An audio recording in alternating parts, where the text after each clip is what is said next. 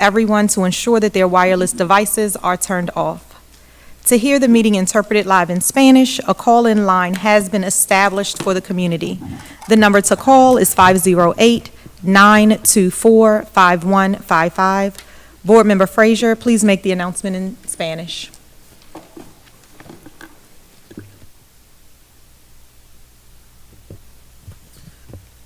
Buenas noches. Se ha establecido una línea telefónica para que la comunidad pueda llamar y tenga acceso a interpretación en español en vivo. El número a llamar es el 508-924-5155. Repito, el número a llamar es el 508-924-5155. Thank you so much. For those who are unable to observe now, the meeting is recorded and can be accessed on the PGCPS YouTube channel for later viewing. Lastly, for recording purposes, the chair reminds all board members to turn on their microphones when speaking. Board Member Adam Stafford, please lead us in board prayer.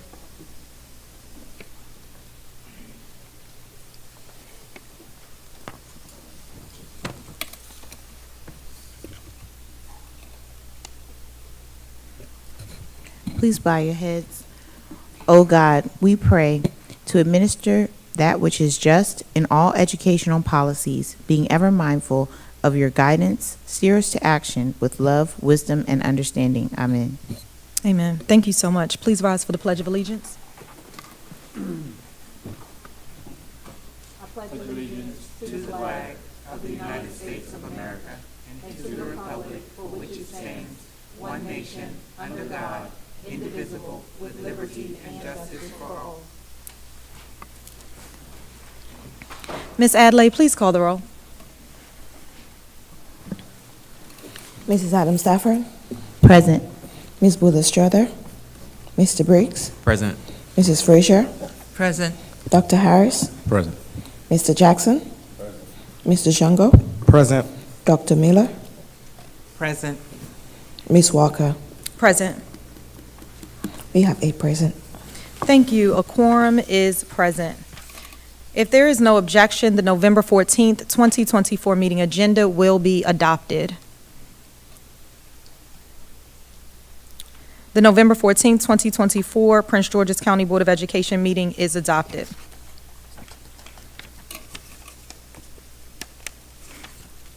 If there are no corrections, the October 24th, 2024 board business meeting minutes are approved.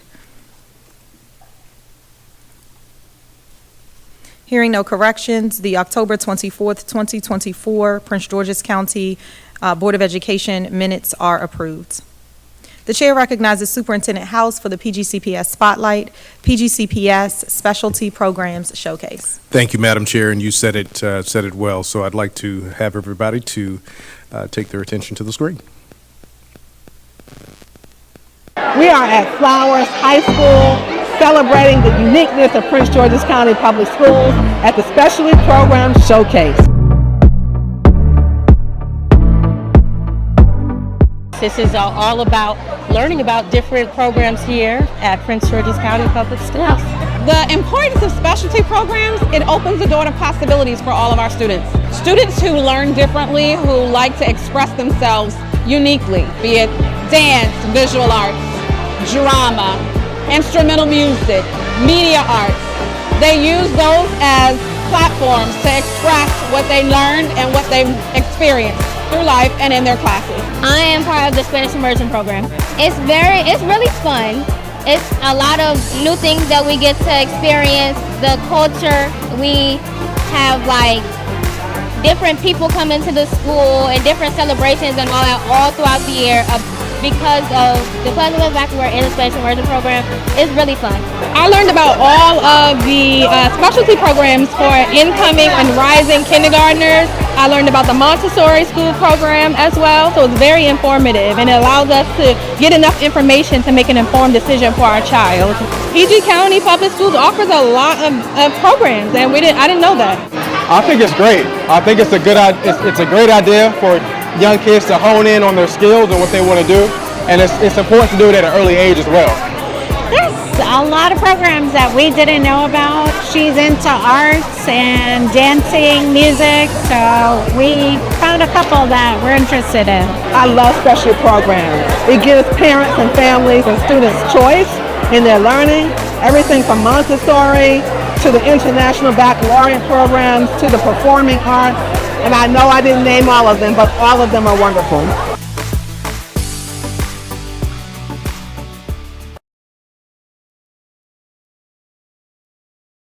Thank you so much. The chair recognizes Vice Chair Kenneth Harris to present an unsung partner for District 7. Thanks, Chair Walker. Is it, what's the word here? Someone's running late. Yeah, can we move it to after public comment? Is that okay with the board? So, motion to move item 9.2 to after item 11.1. Without objection, we'll move item 9.2 to where? 11.2. To 11.2. Thank you so much. Just remind me. The report of the chair. The chair would like to first congratulate the Excellence in Education Foundation for hosting yet another outstanding gala on October 25th, 2024. This event was held at the MGM National Harbor Hotel and honored our very own Vice Chair, Kenneth Harris, as a distinguished professional, and our former CEO, Dr. Monica Goldson, as a distinguished educator. The foundation met their donation goal yet again this year. Thank you for the amazing job you do to help fund our scholars, and a special thank you to Dr. Kenneth Harris on your achievement. The chair also acknowledges board member Brandon Jackson, who hosted the first of a two-part parent workshop series titled 7 Habits of Highly Effective Families. This event was held at Largo High School with over 25 parents participating. Part 2 will be held on December 7th, 2024 at Largo High School, so we look forward to you attending that as well. Congratulations, and thank you so much for what you do in your community. Lastly, the chair acknowledges the next District 9 Parent Community Summit, which is taking place on December 14th, 2024 from 10 a.m. to 1 p.m., where she will share the 2025 legislative priorities and how we can educate, advocate, and act together. Thank you, board members, for your dedication to our community. The chair recognizes the board members who attended our latest Council of Urban Boards of Education conference to share their key takeaways from the professional development workshop that they attended in October 2024. We will go in the order of Board Member Briggs, then Board Member Jackson, then Chair Walker. Thank you, colleagues. Thank you so much, Chair Walker. So the CUBE conference, I know these are newer, so essentially this is us sharing takeaways that we have from our experiences and our learnings at the conferences. For me, particularly, I participated in the Nurturing New Arrivals, a Holistic Approach to Mental Health and Community Support session.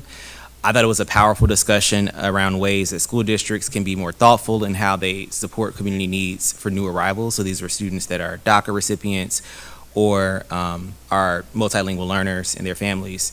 And it really included things like targeted funding initiatives, community communication strategies, and state and local advocacy efforts to drive change. And I think that especially as we think about how our education system could potentially be changing with the shift in administrations, it really is important that we have kind of structures in place to reach some of our new arrivals, but also some of our most vulnerable community members.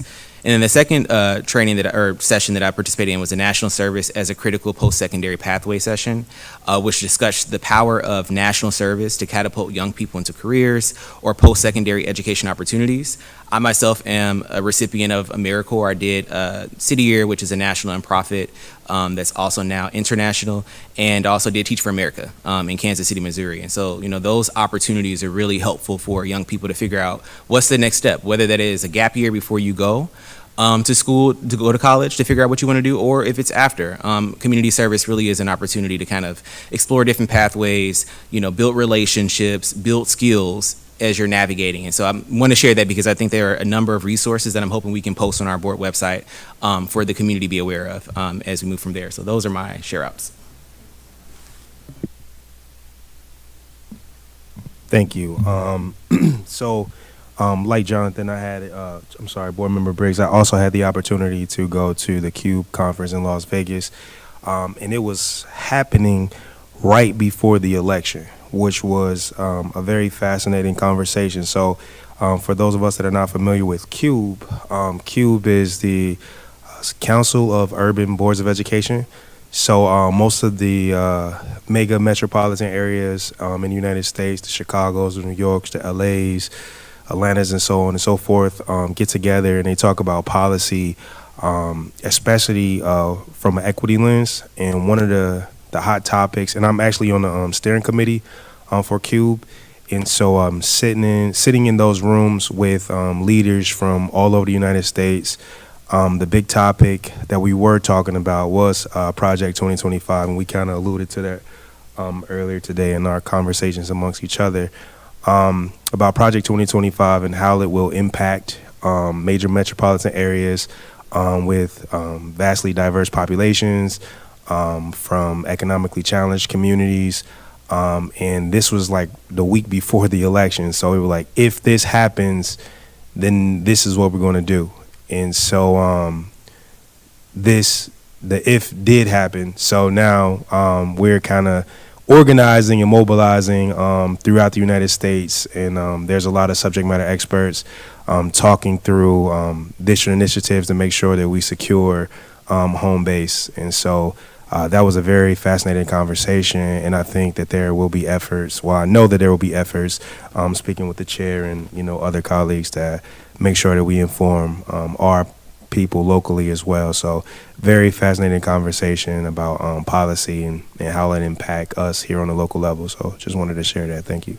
Thank you so much. One of the things that's really important is that as we go to conferences, we come back and we talk to the viewers and each of you all inside of the room on what we're taking away and how we want to apply it. So I was the third member who attended this conference, and there were several key takeaways from the workshops. There were workshops on leadership, on governance, superintendent board relationships, and so many more topics such as urban needs for our scholars. But the highlight that I wanted to share with each of you today is regarding the reminder and recommitment for us as board members, particularly during times of turbulence. In this leadership and accountability session, we were reminded that we are elected voices of our community, and ours is the PGCPS community, representing their needs and the core interest of our scholars, even in the face of pressures or political pressures, which we don't even know of today. Once elected, it's our responsibility to remain steadfast in our commitment to those we served. We were reminded there that with this legislative session, as Board Member Jackson was also talking, there was a lot of talk about policy. There was a lot of talk about what's happening next. It's important to remember that our role may not always be comfortable, but it is essential, and we were elected to be the strong voice of education and for our scholars, for advocacy, for action. We were chosen for this time of partnership, even when the path is challenging. So we took many learnings away from several districts, and as Board Member Jackson also said, that there were folks from all over the United States urban boards, and it's our time to shift and adopt right here in PGCPS. So thank you all for attending, and we look forward to sharing other lessons that we learn as we go to additional trainings for professional development.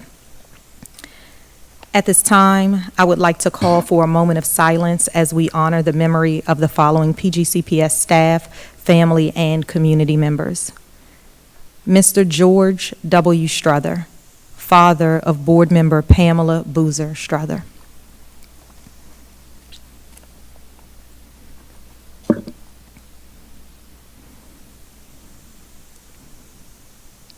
Thank you so much. The board informs the public of the following upcoming meetings. New members swearing in will be held on December 2nd, 2024 at 5:00 p.m. The Board of Education annual meeting will be held immediately following on December 2nd, 2024 at 5:30 p.m. December 4th, 2024, we will have the Parent Community Advisory Council at 7:00 p.m.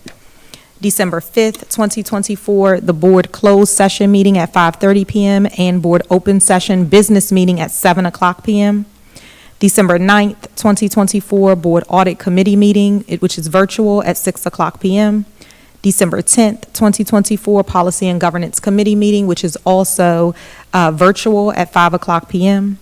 December 10th, 2024, we will have our Disabilities Issue Advisory Board, DAB, committee meeting at 5:30 p.m. December 11th, 2024, Operations, Budget, and Fiscal Affairs Committee meeting, which is virtual at 5 o'clock p.m. December 14th, 2024, Parent Community Summit in District 9. And December 16th, 2024, Academic Achievement Committee meeting at 5:30 p.m. Is your second session in December? What day is that, please? I know, I just said it. I got it. December 7th. Also want to draw attention to December 7th, which I failed to call out right here. We did do it before, but December 7th at 2024, bless you, at Largo High School will be the second part in District 6 for the parent. Yes, it's open to all districts, absolutely, and you can find all of these on our board website. Please continue to check the board website at pgcps.org for updates and more information. The chair recognizes the registered speakers for their public comments. The board will recognize your comments but will not address them. Registered speakers have 3 minutes to make their presentations and may not relinquish any part of their speaking time. Speakers may not address individuals or issues with profanity or derogatory terms. You will be warned once. If you continue, your comments will be muted and you may be removed from the meeting. Speakers are encouraged to use titles rather than names. For instance, chair, board member, superintendent, principal, etc. There are 4 live public commenters tonight.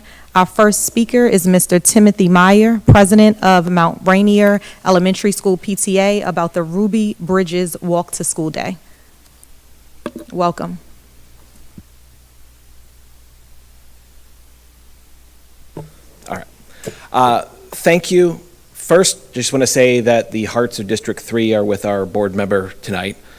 But also today, Mount Rainier Elementary participated in our second annual Ruby Bridges Walk to School Day. And we were thrilled to be joined by our friends at Thomas S. Stone and other schools like Montpelier Elementary.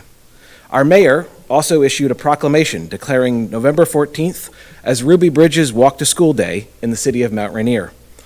Students and families walked to school. Special guests joined us to read and teach Ruby's story to every classroom, and we partnered with a local business to design custom shirts honoring Ruby.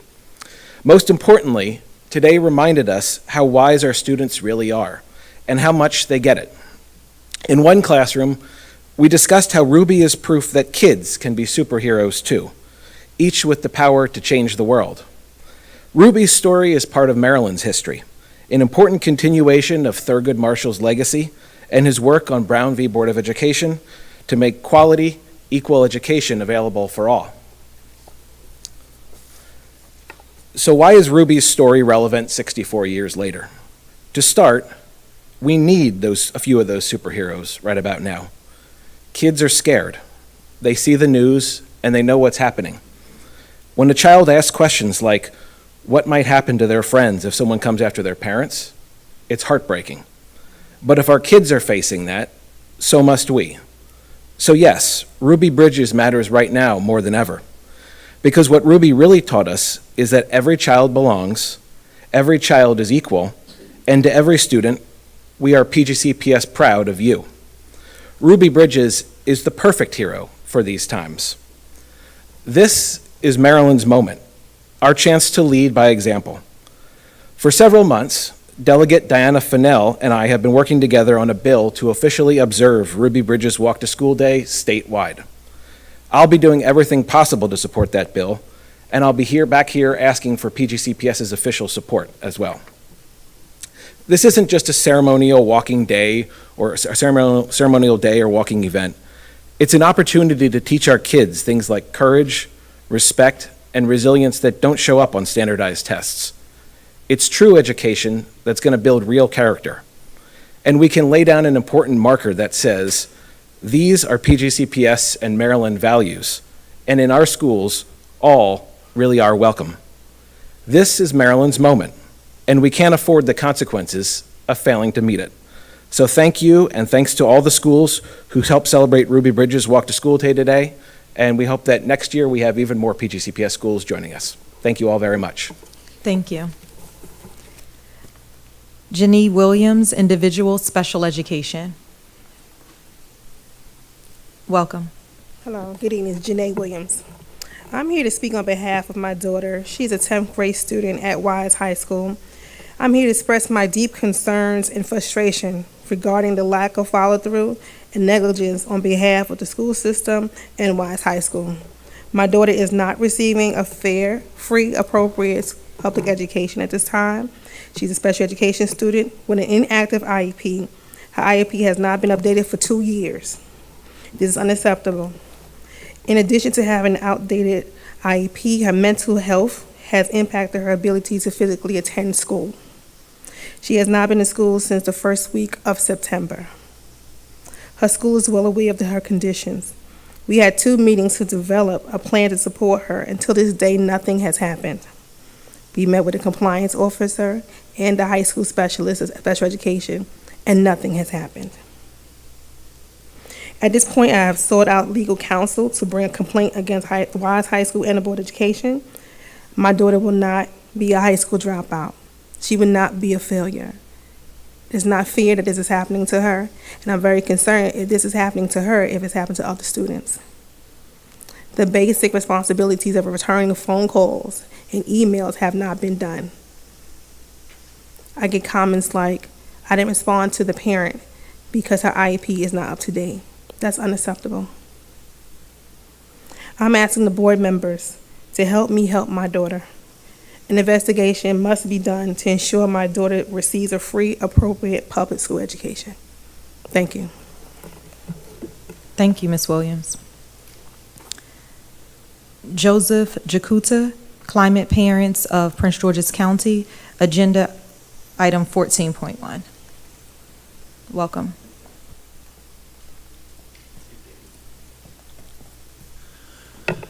Thank you, Chair Walker and the Board of Education for considering our testimony on Agenda Item 14.1. My name is Joseph Jakuta, and I'll be representing the Climate Parents, which is a campaign to reduce climate change causing pollution in our schools, and we are active in Prince George's. We wanted to wish good luck to Dr. Miller, Dr. Harris, and Mrs. Frazier in their future ventures tonight. We especially want to thank Dr. Harris for his leadership on the Climate Change Action Plan Ad Hoc Work Group. His leadership on that work group has been important to help to shine more light onto the excellent work the PGCPS staff is undertaking on implementing the Climate Action Change Plan, and also providing experts with an avenue to bring information to help staff resolve the few pending complicated problems with implementation. We also want to thank him for his leadership on climate, environmental, and science curriculum. This is important work to continue, and we do urge the members that are continuing on to ensure this work perseveres. Especially in light of other recent electoral developments, it is vital that PGCPS continues to be a beacon of light on this issue, as well as the many other challenges that our diverse student body will face. Also, while I have your ear, we also urge board members to do what they can personally to support CB 84 in the County Council, which would allow for more stop sign cameras in school zones, and is up for third reading this Tuesday, the 19th, coming up. It is an important measure to improve safe walking to schools for our students. And finally, our condolences to Board Member Boozer Sturfler. Thank you for your time. Thank you. That was nice. We've also received 3 written comments, one from Leslie Brooks, individual, school bus drivers supporting investment, Samantha Dawson Williams, individual, special education, Tanisha Wooten, individual, special education. I apologize, it's 4 written comments. And the 4th is Shannon Reed, individual, academic achievement. These have been uploaded to board docs, so you also have access to them, and we have not received any pre-recorded videos. Thank you to our public for these comments. The chair recognizes, the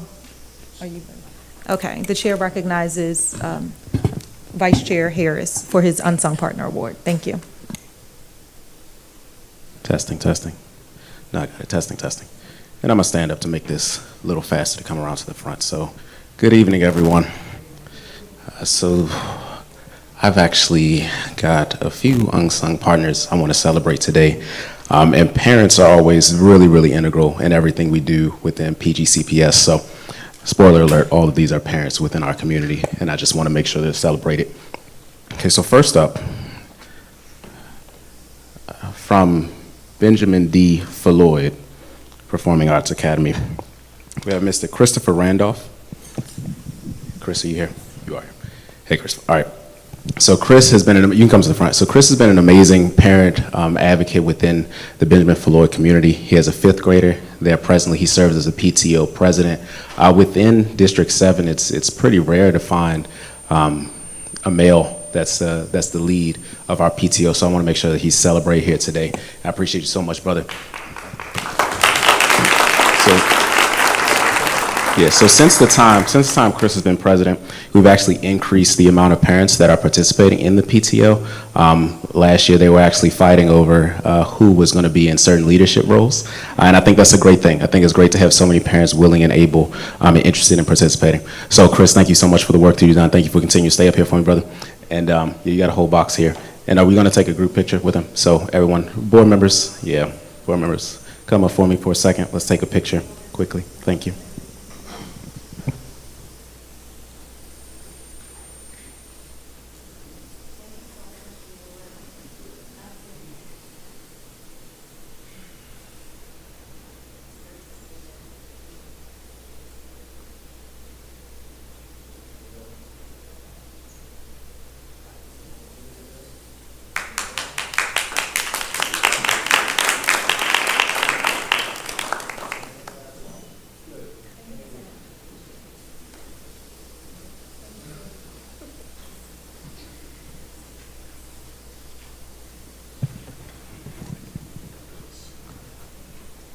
All right, colleagues, don't go too far.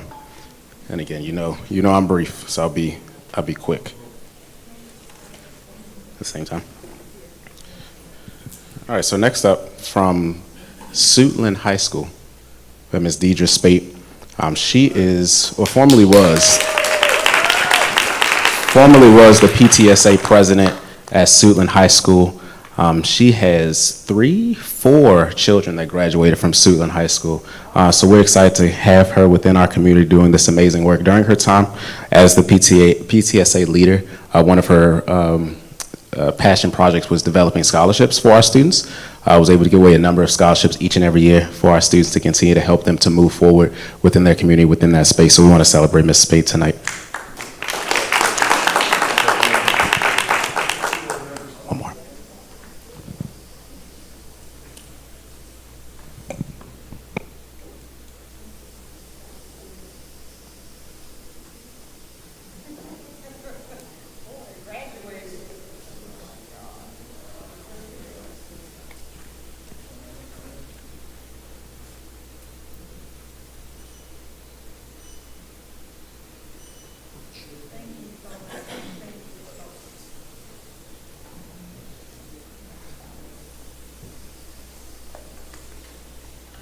All right, and last but surely not least, my partner in crime, some would say in Batman and Robin, I'm the Batman, she's Robin, but you'll say it backwards. Miss Dolores Millhouse.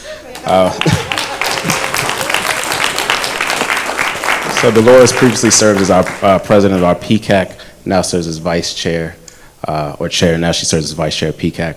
Not only is an advocate for a number of things. I won't give her full rap list tonight, but I'm so thankful for her being here, and being so supportive, and joined by her daughter as well here.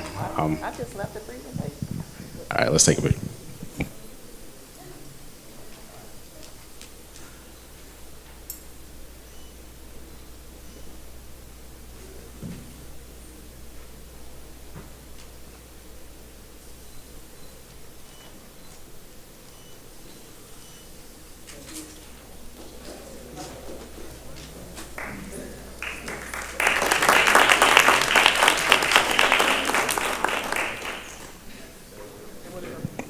And again, thank you so much for everyone within District 7 that continues to move the entire school system forward. Again, I think parent partnership is something we need to continue to elevate. So thank you to all my parent partners that are in the room that were celebrated tonight. You are really, truly appreciated. Oh, she's okay.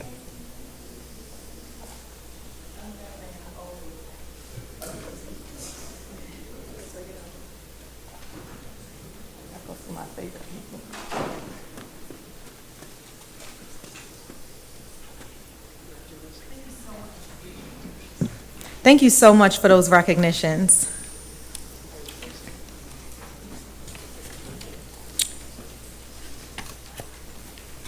One second, everyone, please. At 14.1. At 14.1. Thank you so much. Report of the superintendent. So the chair recognizes Superintendent House for his report to include cell phones in schools. Thank you, Madam Chair, and good evening, community members, board members, and all that are watching live stream. As Mr. Meyer indicated, today, 64 years ago, Ruby Bridges, really shaped who we are in terms of racial equity in schools. And as was indicated earlier, Ruby really set the stage for some legislation that's coming, as well as the day, which is Ruby Bridges Walk to School Day across our school district. So today, as we honor her courage that really impacted generations, we'll continue to prioritize creating learning environments that are warm, welcome, and really prepare our students for the future. Next, I'd like to share a little bit about what we've been up to in reference to one of the hottest topics that's been out there, which is around cell phones. While, of course, we do have an administrative procedure, which is 5132, which really addresses portable electronics, the larger conversation really has to be had around restricting the use. And that's really what's happening across the state of Maryland, what's happening across the country, and it's no different in reference to what's happening in PGCPS as well. I will be working closely, as I shared with the board earlier, with my advisory groups, the principal advisory group, teacher advisory group, student advisory group, really to better understand the needs of various communities within our school district. Recently, we did launch a survey to really give us a better understanding of what's happening within PGCPS.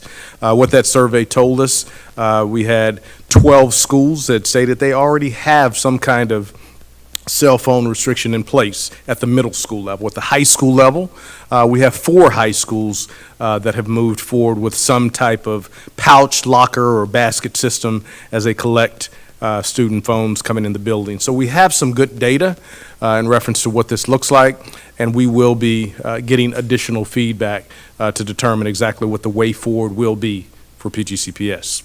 There is a survey out at this very time with elementary principals, as they too have expressed some concerns. The goal, of course, is to really enhance our local policy and administrative procedure to reflect the kind of safe and necessary environment that we want for all of our students. Now, moving on, I'm really pleased to share several highlights that showcase our district's continued focus on collaboration, innovation, and family engagement. Last week, PGCPS, along with the Board of Education, hosted our second annual Legislative Day. And this was all about an effort to strengthen the partnership with our legislators and reveal the district's 2025 legislative platform as well. The platform advocates for policies that really directly benefit our students, educators, our community abroad, and our families. With that, we revealed and introduced five ever legislative toolkit. And if you haven't had a chance to really get on and see our toolkit, we truly want you to do so you can have a really good idea of what's going on in PGCPS as we dig into this legislative season. We also were recently hosted an astronaut, Dr. Ellen Ochoa herself, who celebrated the official ribbon cutting with us at Ellen Ochoa Middle School, which of course is named after her.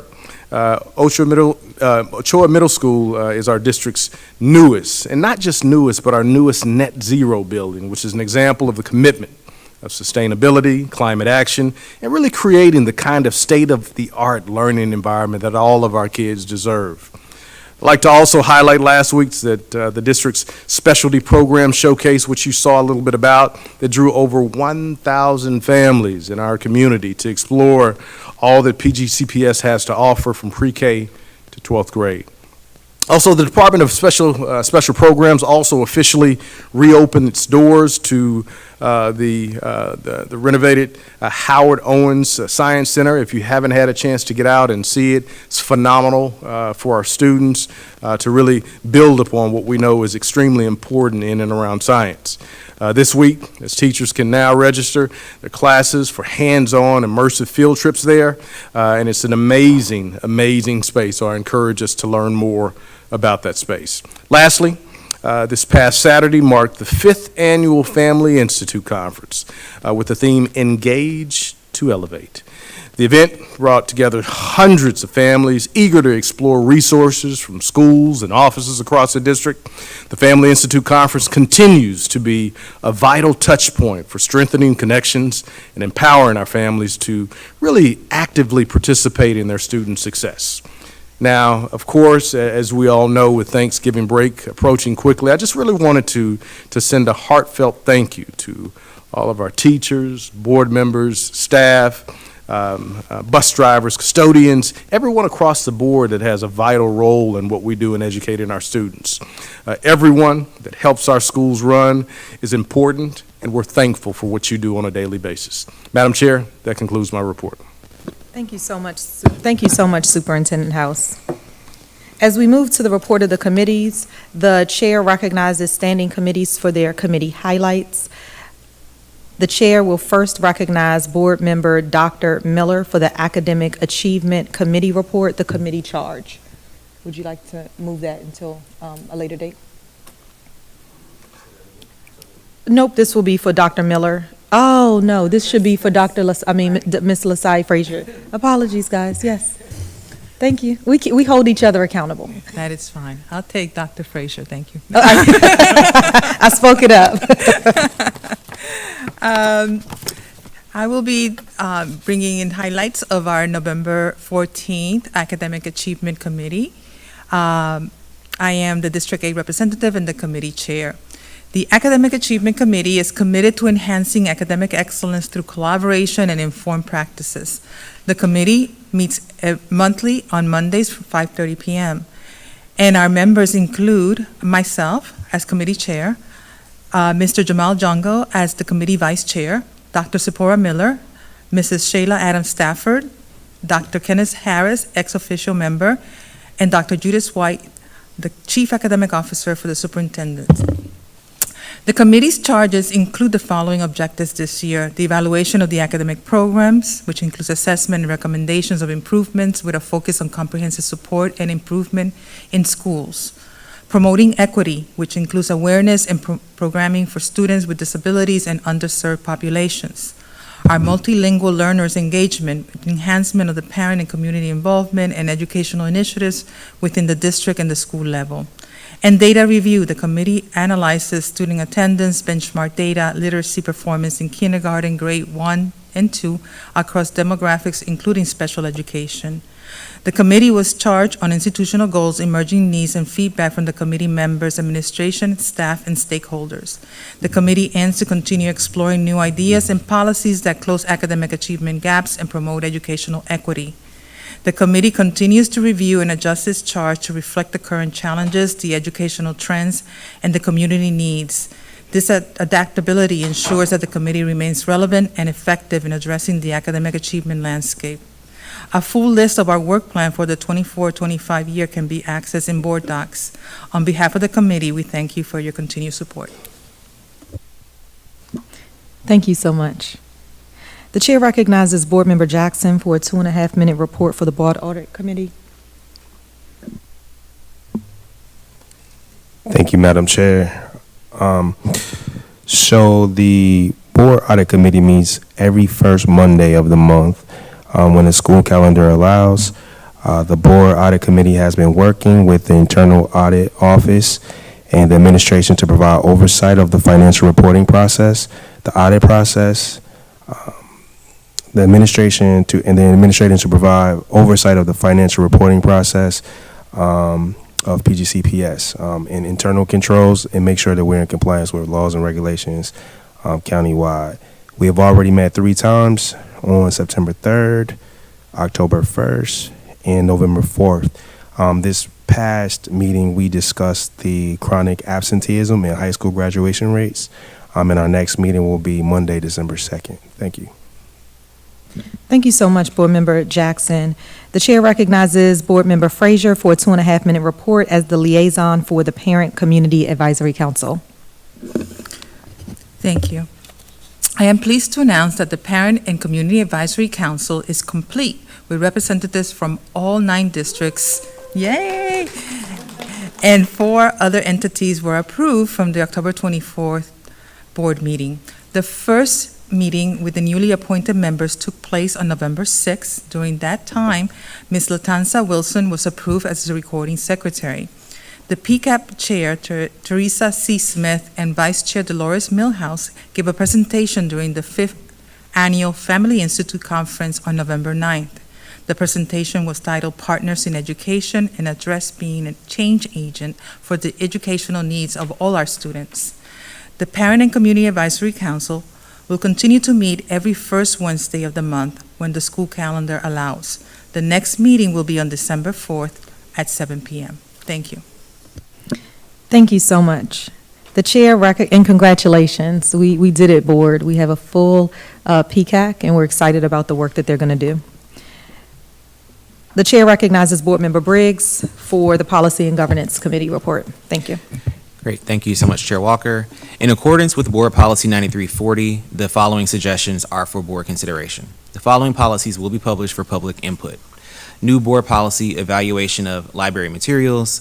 This policy establishes the guidelines for the review of objections to library media materials in the school library media program. This new policy is being developed to align with state law. Board Policy 2566, student identification cards. This policy establishes guidelines to ensure that students in middle and high school wear a student identification card for safety and security purposes. Board Policy 5113, attendance, absence, and truancy. This policy establishes the promotion of regular school attendance by students in Prince George's County Public Schools. Board Policy 5143, bullying, harassment, or intimidation. This policy establishes the guidelines to ensure that school administrators take measures to promote the prevention of bullying, harassment, or intimidation in the learning environment, to inform parents of these efforts, and to prohibit reprisal or retaliation against individuals who report these acts. Board Policy 6153, field trips. This policy establishes the guidelines for planning, approving, and conducting student field trips. Board Policy 8101, policy development. This policy establishes the guidelines for a uniform format for board policies and establishes processes by which policies are developed, implemented, monitored, evaluated, reviewed, and updated. These policies are being revised as they have reached their 7-year cycle according to Board Policy 9340. Additionally, the following policies are being recommended for first consideration. Board Policy 8102, officers. Board Policy 9500, reform governance pay for performance rescission. And Board Policy 9265, procedure for evaluation, the superintendent of schools rescission. The following policies are being recommended for second consideration and policy enactment. Board Policy 8100, Board of Education Standing Committees and Focus Work Groups. Board Policy 9210, Chair, rescission. Board Policy 9220, Chair, rescission, Vice Chair, rescission. Board Policy 9230, Secretary, Treasurer, and Executive Officer, rescission. Board Policy 9270, School Clubs and Organizations, rescission. Board Policy 9361, Meetings, Time and Place, rescission. And Board Policy 9367, Meetings, Quorum, and Adoption of Formal Action. Finally, Board Policy 9340, development states that unless the board approves an exception, policies, and procedures that have an immediate impact on students or staff, they will go into effect on July 1. Therefore, upon adoption, the following policies would go into effect on July 1, 2025. To guarantee process, continuity, and uniformity across the district, the Policy and Governance Committee recommends the board accept the following policies to go into effect immediately. Policy 0113, Service Animals in Schools. Policy 5125, Student Information and Record. Policy 0101, Education Equity. Policy 6161, Core Curriculum Resources. Policy 0116, Wellness, Nutrition, and Physical Activity. Policy 2801, Safe and Supportive Schools. Policy 5121, Grading and Reporting for Elementary and Secondary Students. I recommend the aforementioned policies for the board's consideration on behalf of the Policy and Governance Committee. Thank you so much. Thank you so much, Mr. Briggs. Colleagues, if there is no objection, the board shall adopt the Policy and Governance Committee recommendations. Hearing no objections, the Policy and Governance Committee recommendations are approved. Thank you so much. And the board chair will recognize Board Member Adam Stafford for the DIAB Committee. Thank you. The Disability Issues Advisory Board met on November 5th. We elected a chair, vice chair, and recording secretary, and the next meeting will be on Tuesday, December 9th, and going forward, it will be the second Wednesday of each month. Thank you. Thank you so much. Before we go into 14.0, I just want to double back to 12.1, the report of the superintendent. There was a question, Superintendent House, so I'll just go ahead and entertain that now. Thank you so much.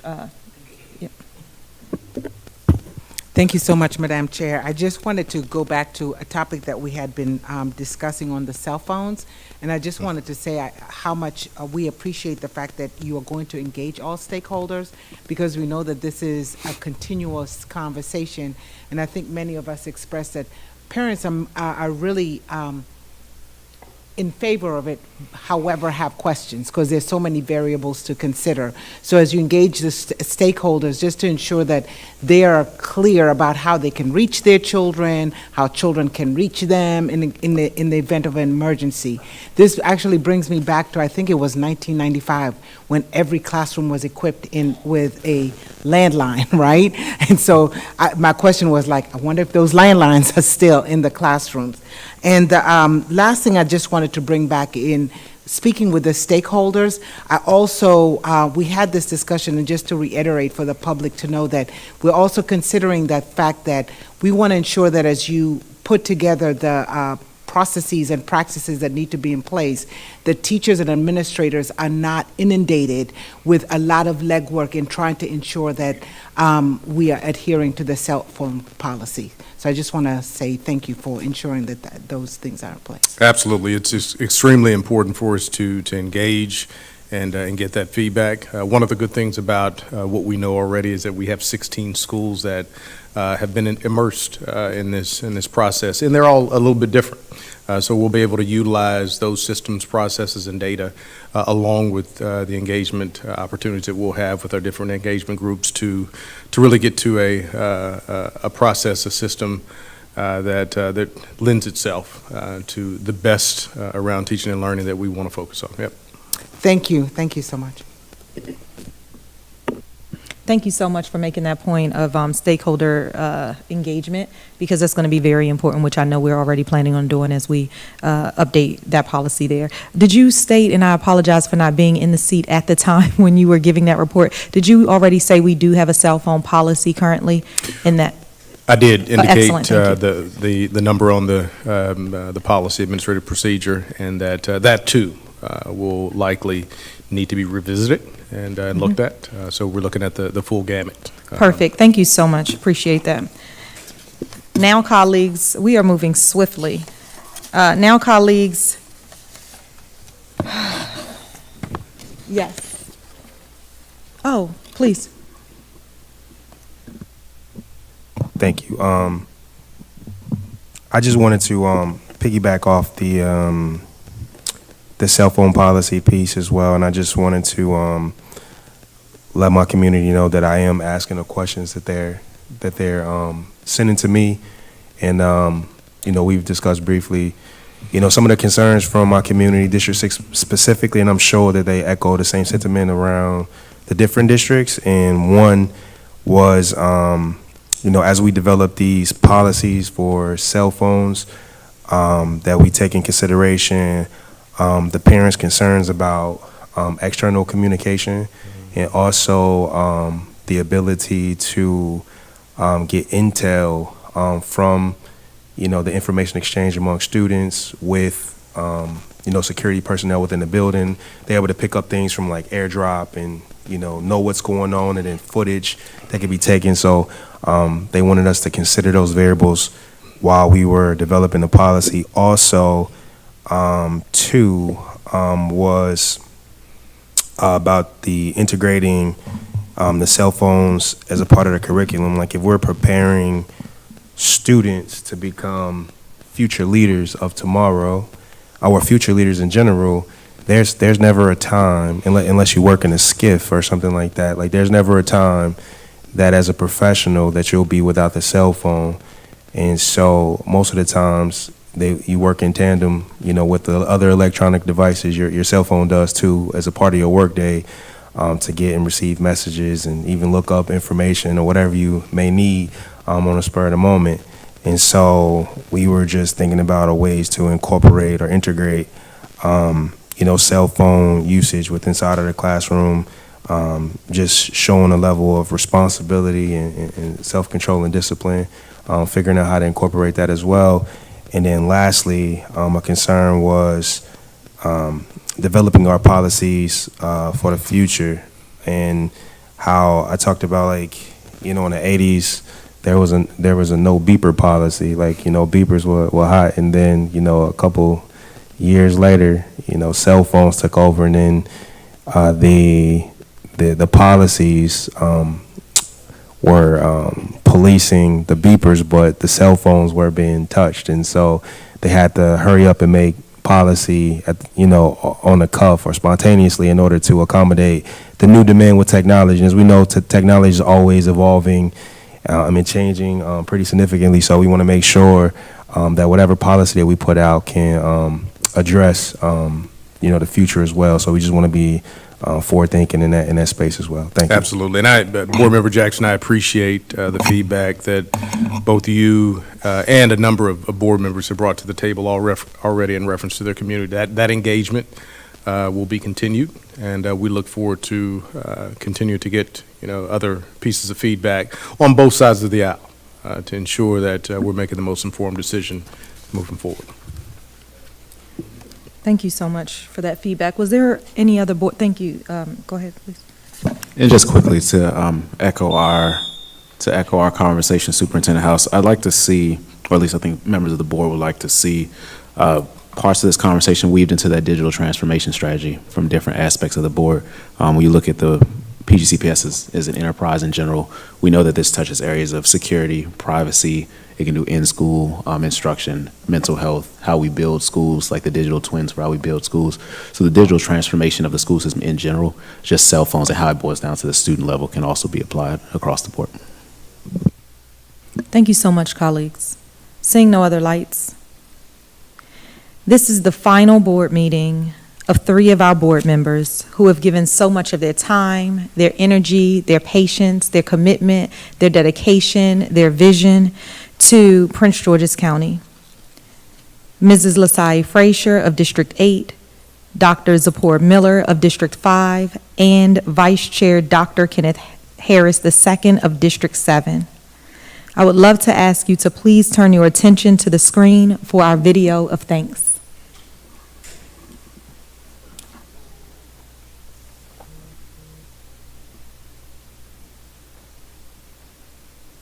And every single day is changing more lives than you know. That's probably the most frustrating thing about being an educator, is you sacrifice and you give so much to these kids, but many of them, when they leave your school or they leave and go to the next grade, you don't get to see them 5 years later. You don't get to see them when they graduate from high school, or when they get accepted to college, or when they get married, or when they have their first child. I wish so bad that I could find those teachers, those few teachers who saw something special inside me when everyone else wrote me off. Man, if I could just find those few teachers and say, thank you, look at me now. I own a home, I've got a few businesses, a nonprofit, I've written a bunch of books, I got a bunch of degrees because of you. Madeline, Zipporah, and Kenneth, thank you so much for your service and your time on this board. We are truly going to miss you. Madeline, you are such an equity warrior. And I really appreciate the conversations that we've had about centering equity in every single thing that we do as a school system. Zipporah, you are such a fierce advocate for your constituents. We know that Zipporah is not going to back down until she has a concrete answer. And so for that, I say thank you. Thank you for the advocacy. And Dr. Harris, wow. Thank you for not only pushing us, but for also partnering with us. You challenge us to think outside the box, but you also kept the main thing, and that is our students and our families.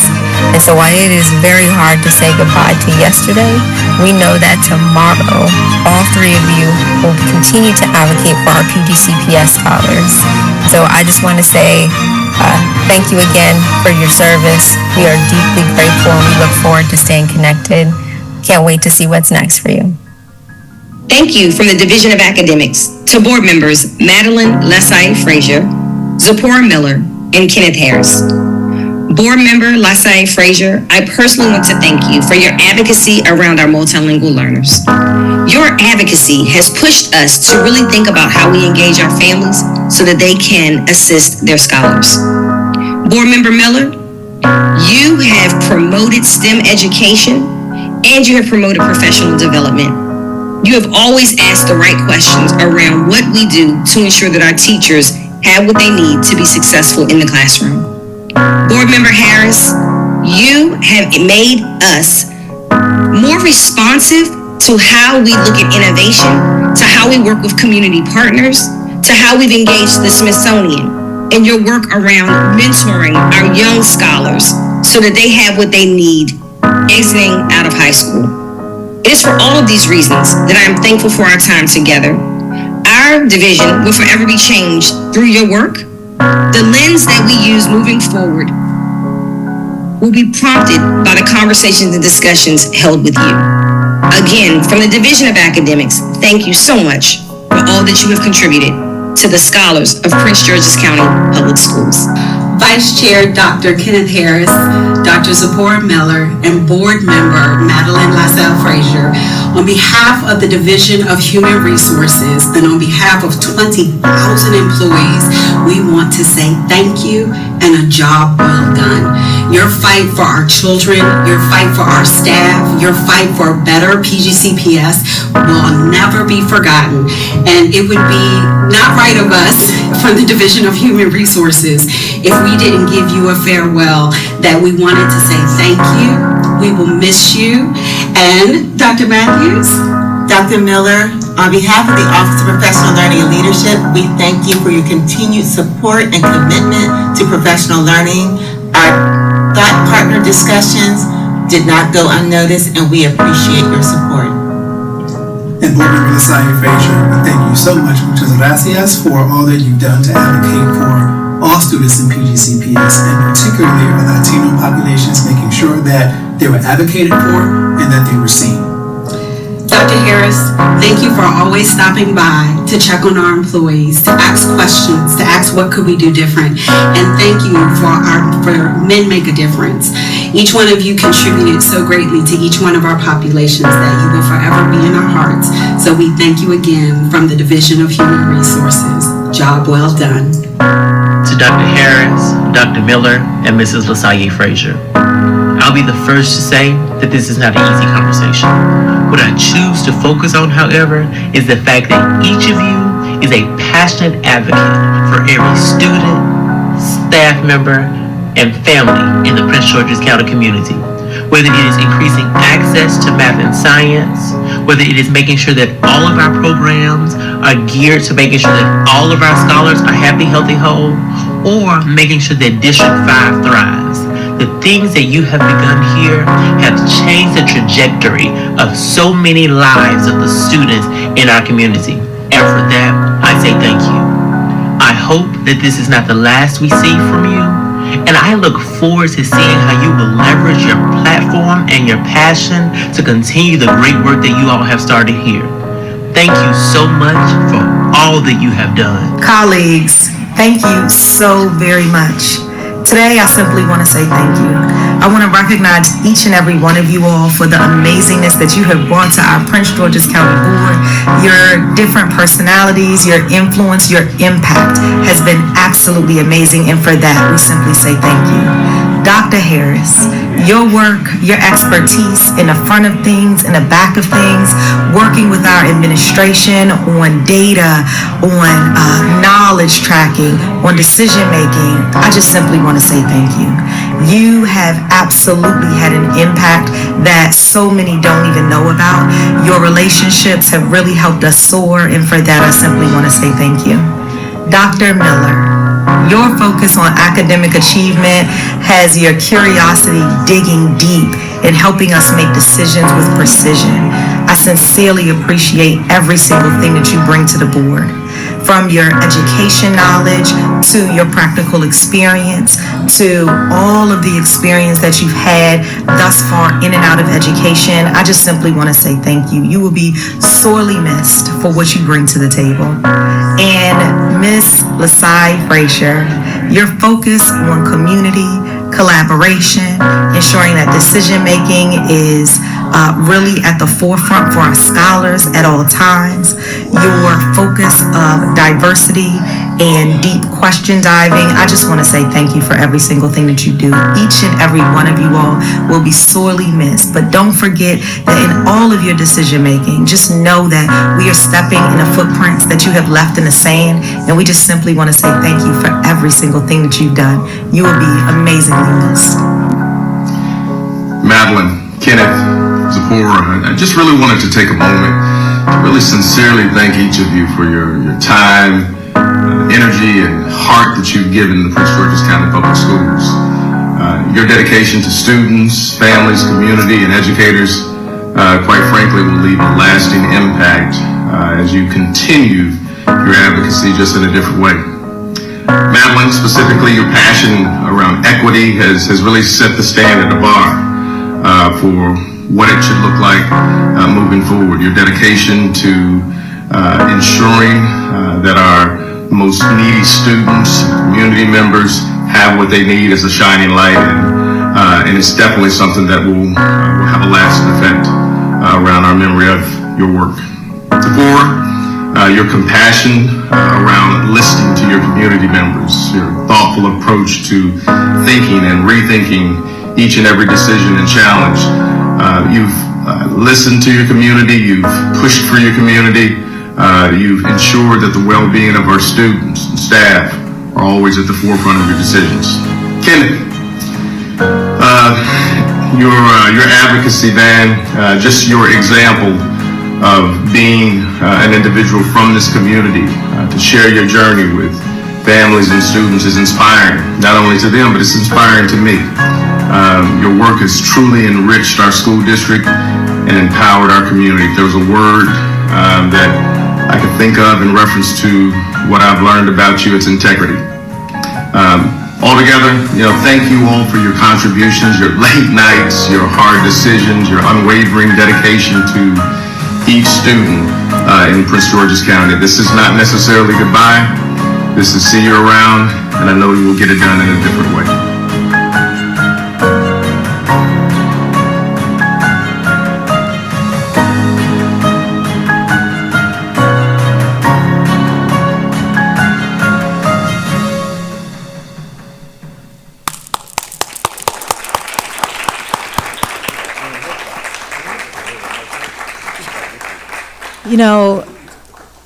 This is, we're going to have some recognitions, but before we get into our recognitions as a board, I'd like to invite the representative from the county executive's office up to make a presentation. If we can give her a microphone, please.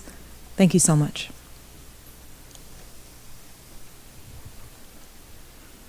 Oh, come on down. Ms. Lasai Frazier, if you can join her right down in front. Thank you so much. Thank you. Good evening, everyone. You're welcome. Good evening.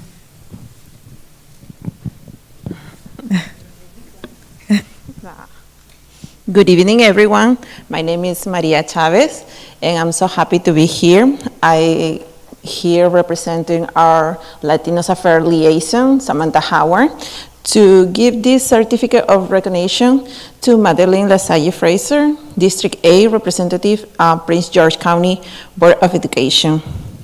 The Office of the County Executive is pleased to honor you for your steadfast dedication and unwavering commitment to supporting children in our community. We are Prince George, proud to acknowledge your tireless effort and invaluable contribution to have a profound and lasting impact on the life of those within Prince George County Public School. Embodying the true spirit of compassion, advocacy, and empowerment. The certificate is present on the 14th of November 2024, signing Angela Also Brooks, the County Executive.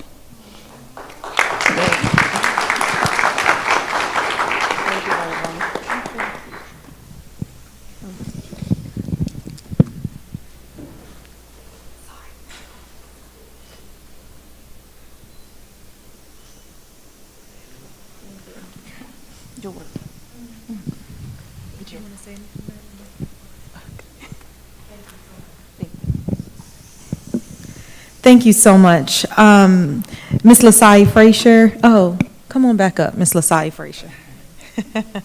And if board members can join us up front, that'll be amazing.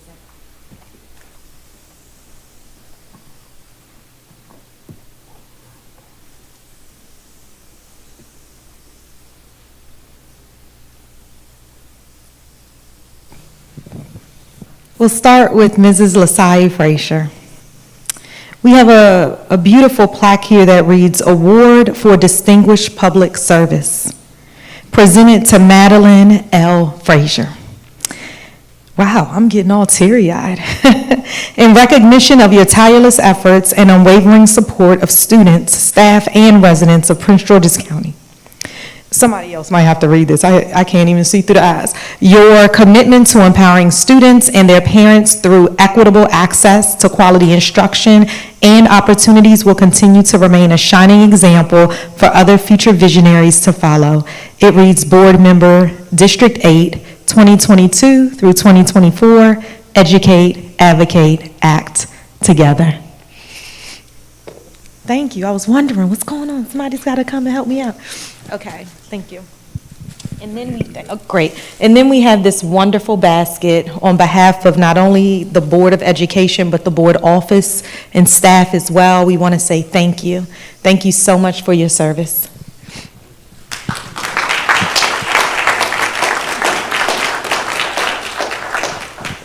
Thank you.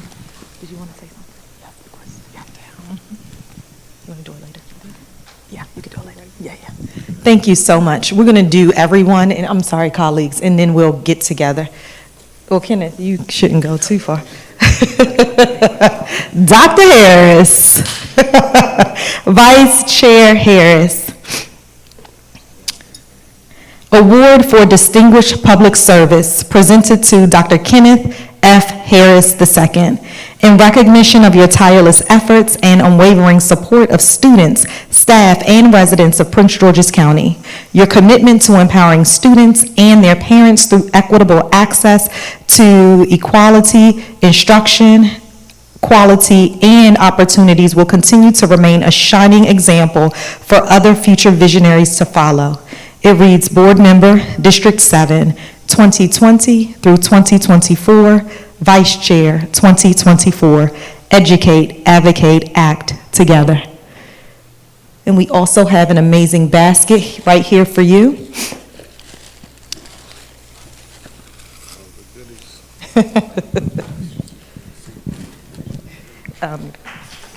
Did you get it? I don't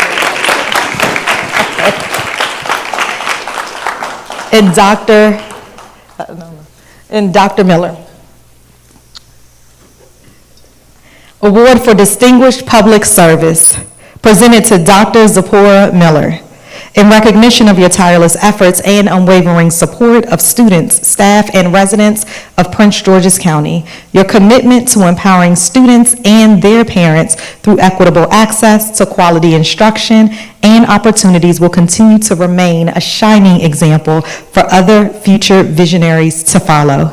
It reads, Board Member, District 5, 2022 through 2024, Educate, Advocate, Act Together. All right, now board members, let's all come up and take pictures. In the awards, thank you.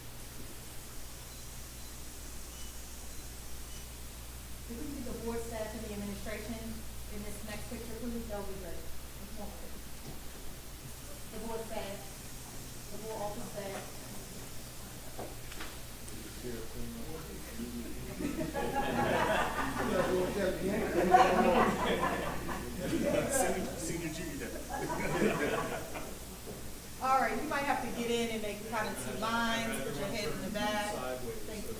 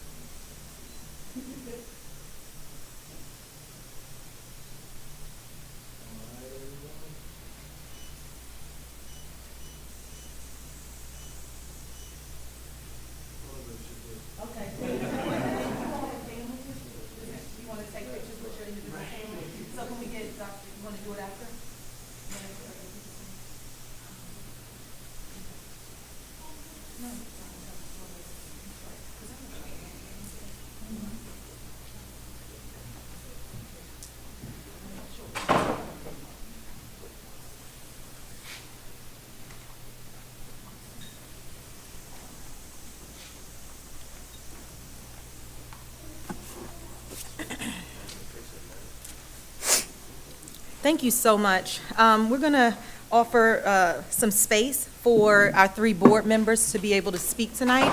And so we'll begin with Mrs. Lasai Frazier.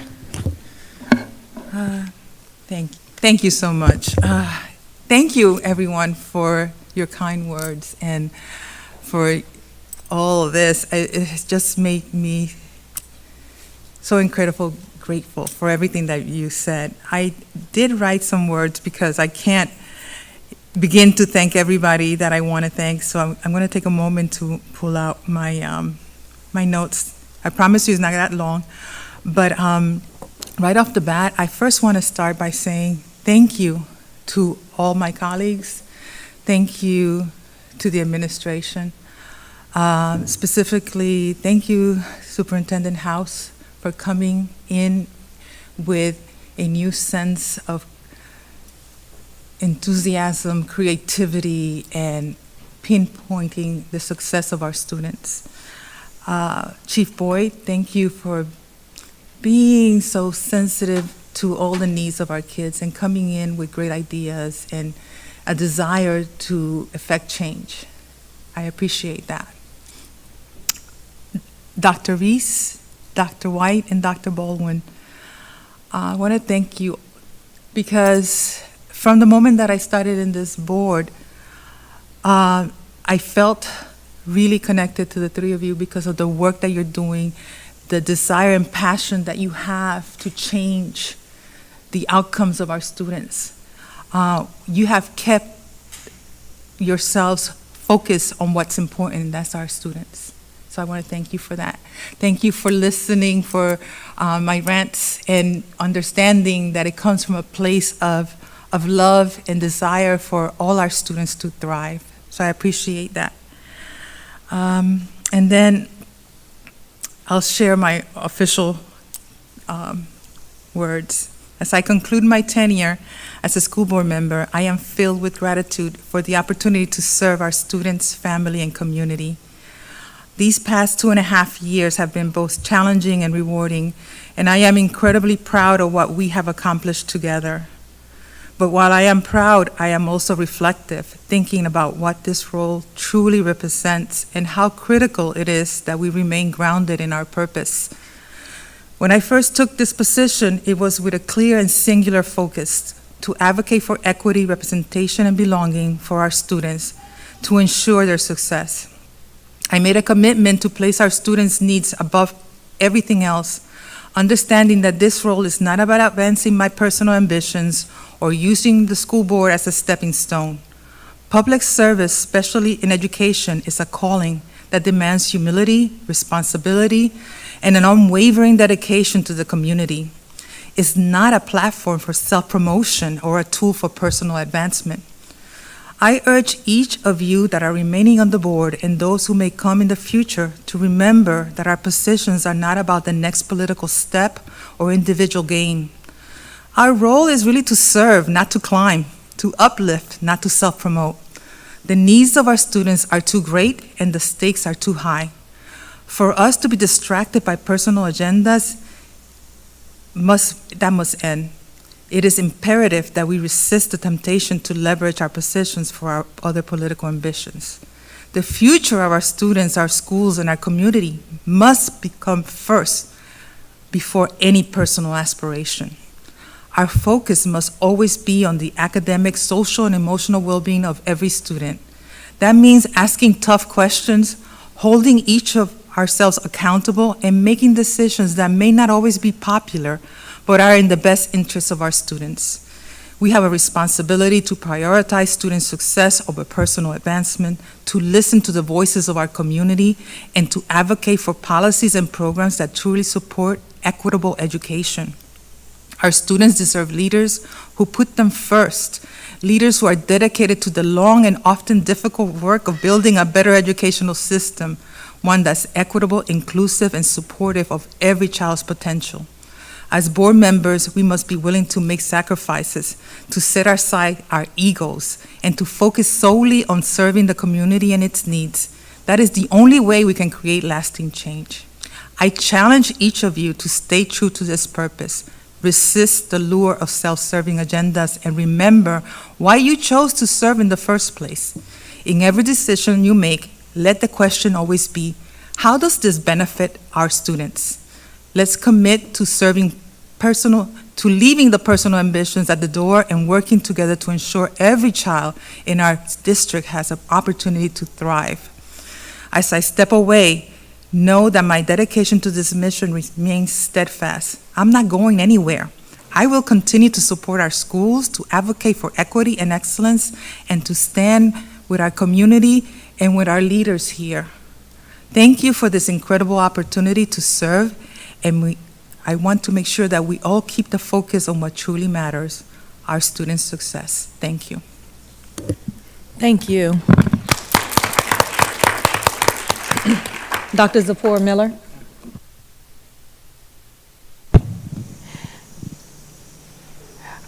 I too want to just start with thank yous.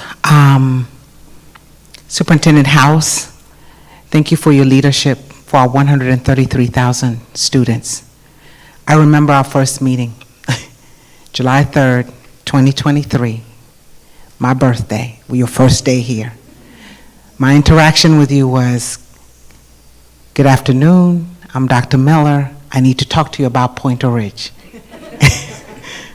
And you said, good deal. I just thank you for taking the time to listen, even when I spoke 2 times, 3 times, 10 times, 15 emails, taking the time to listen. Chief Boyd, thank you as well. I know many times I was sending numerous emails saying the same thing, right? When are we? How are we?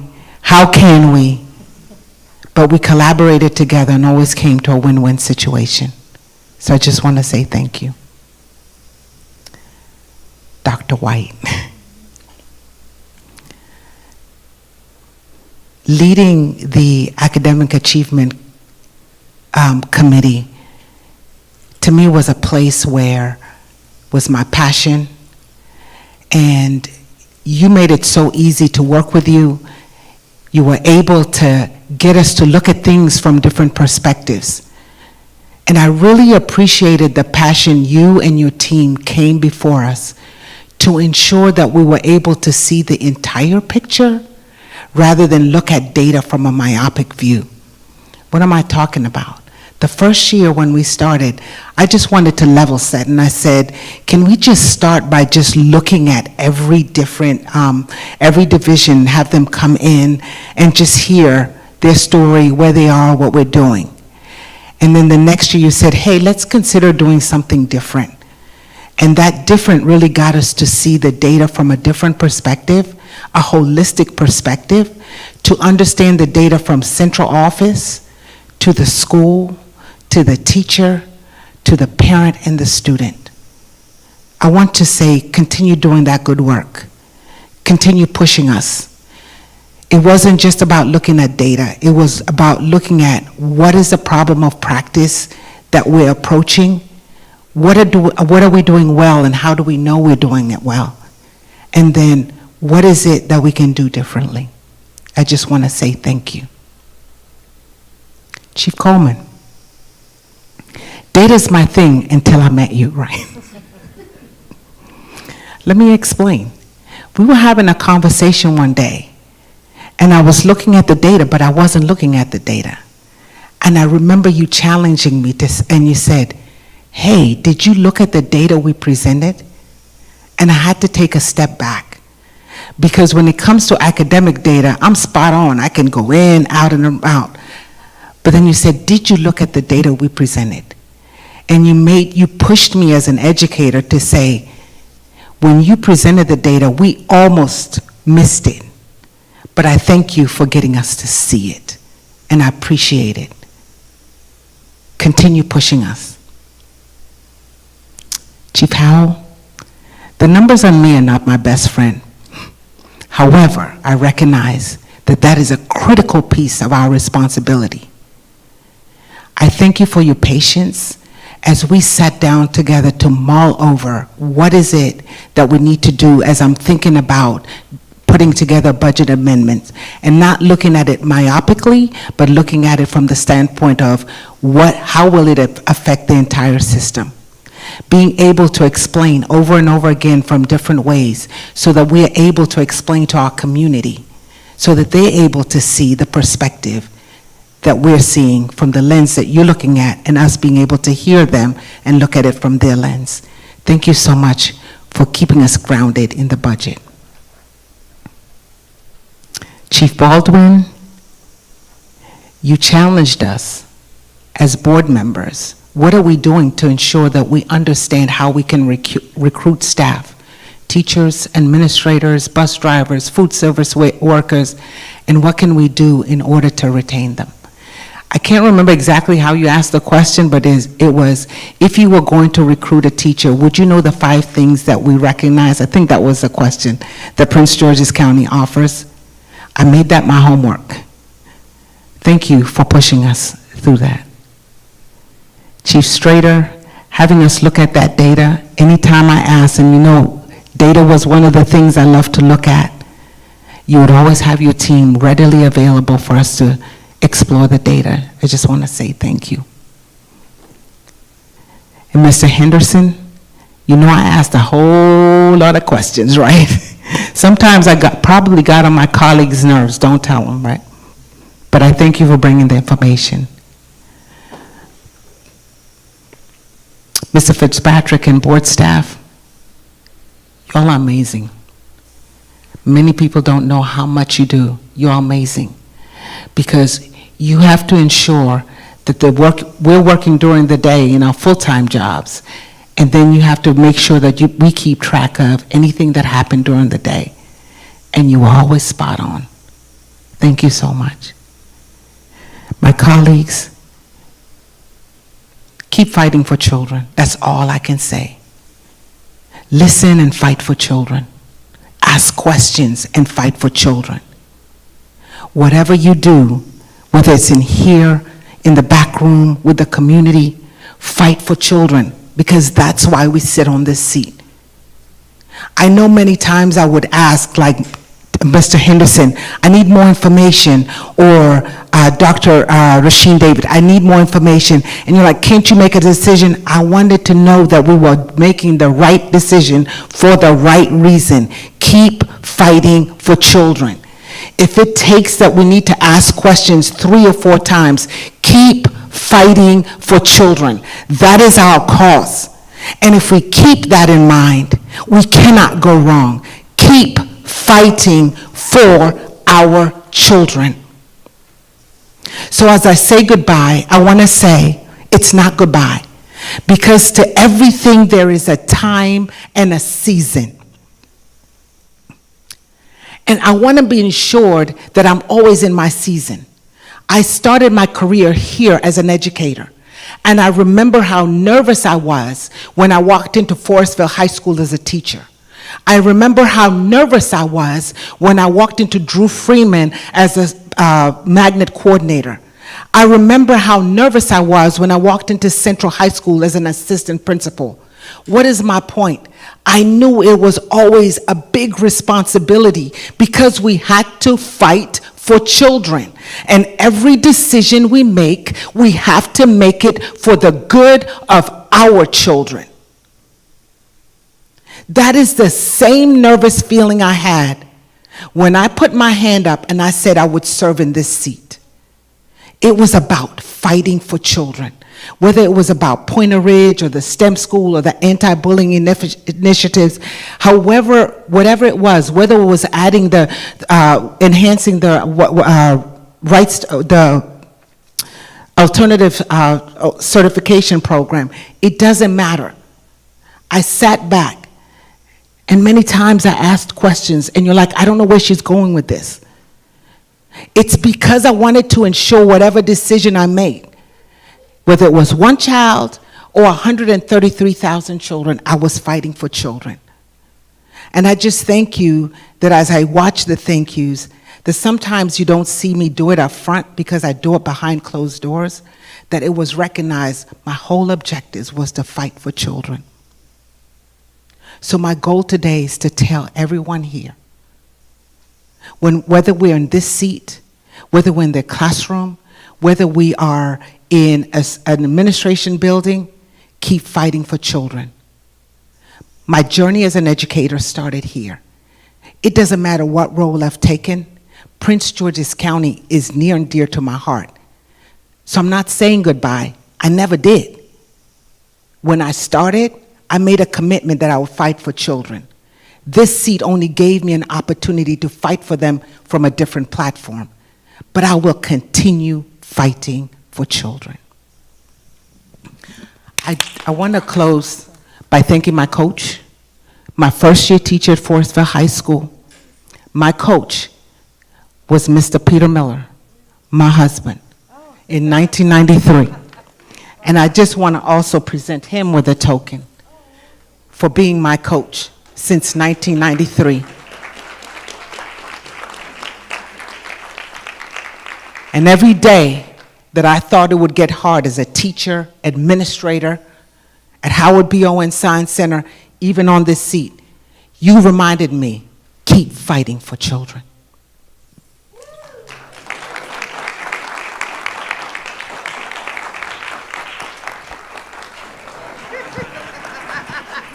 That was great. Thank you. Said not too much PDA. All right, Pete.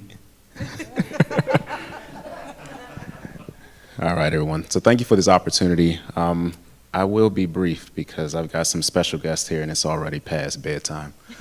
So you might hear some whining in the back there. So tonight I am filled with so much gratitude. I'm PGCPS proud to not only be an alum of this amazing school system, but also a board member. My journey, I know Dr. Miller was talking about journeys, so my journey started on Monday, August 31st, when did I start school? It wasn't 93. I was born in 92. So, yeah. So, regardless, hopped on the bus to Samuel Ogle Elementary School.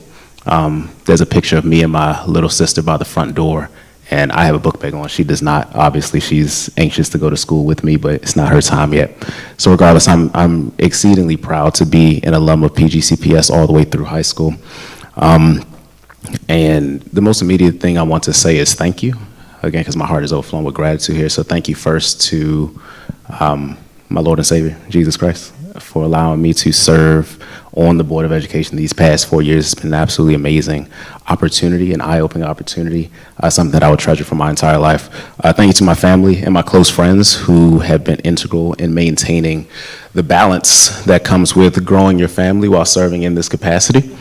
My beautiful wife for holding it down, so many bad times alone, so many putting them to sleep alone, and to my amazing kids, Elliot and Amalia, who are over there tonight, and to my parents, Gigi and Pop Keys, for always being a support I could lean on, always being there to help to maintain that growing family again as we try to balance all of our responsibilities across the board.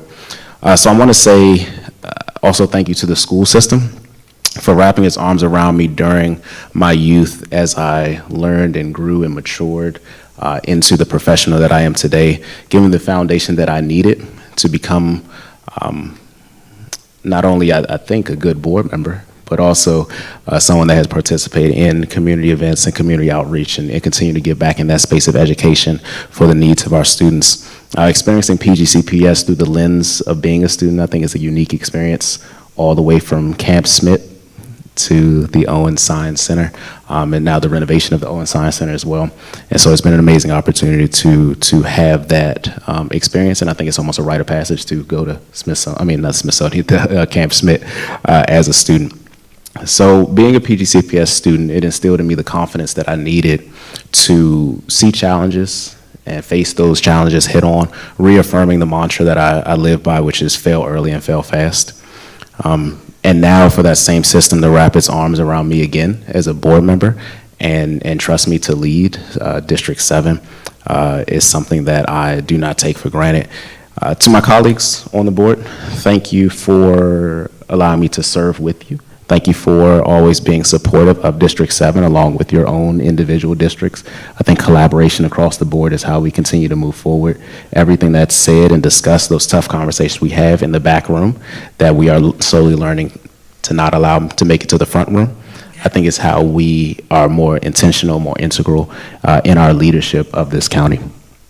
To the superintendent and all of the chiefs, I won't go down the list of chiefs, but to Superintendent, Chief Boyd, and the remainder of the chiefs, your partnership both inside and outside of these public meeting spaces is something that is invaluable. There were several days, weekends, nights, I didn't call you on holidays, but all those times that maybe I did, I see some eyes glaring at me, that I reached out to you and we'd have rich conversations around whatever the topic was, and you would stay in that space on the phone with me until we resolve what needed to be resolved. And so again, thank you so much for that. Thank you for those opportunities. And so my parents taught me that life comes in seasons. As Dr. Zipporah said, there's a time to work, there's a time to play, there's a time to move, there's a time to be still, there's a time to speak, there's a time to listen, there's a time to win, and there's a time to learn when things don't 100% go your way. And so again, I'll continue to be around the community, continue to be around giving back in any capacity that I can. But I just wanted to make sure I took the time out to say again, thank you so much to all of you, and thank you to my village who's been so supportive of me during this time.